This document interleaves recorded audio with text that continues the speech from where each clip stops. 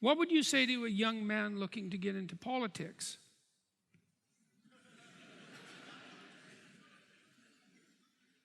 Well, the first thing I would say is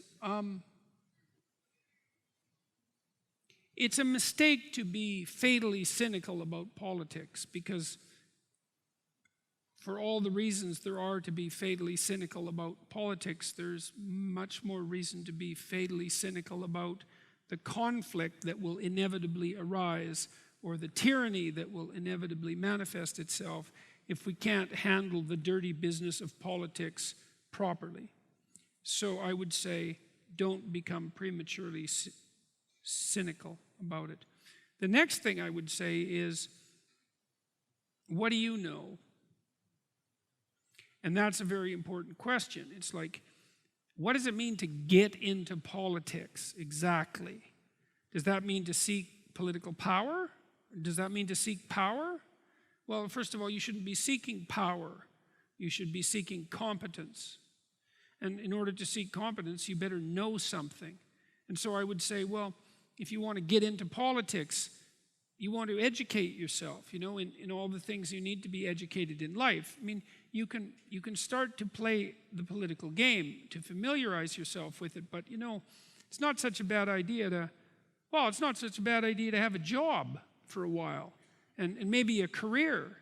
And maybe it's not such a bad idea to have a successful career in which people are dependent on you, so that you start to understand what that sort of responsibility means. And then maybe it's not such a bad idea to have a family, because like human beings, mature adult human beings tend to have families, and they transform when they have families, because when you have children, then someone becomes more important to you than you are, and you're not mature until that happens. And so that's necessary. And so I would say, well, make sure that if you're looking to get into politics, that you're even more looking to get into competence, and that you learn everything you can possibly learn that would make you a reasonably wise person by the time you attain whatever level of power authority, let's say, you might be seeking. I mean, I've seen lots of people get into politics.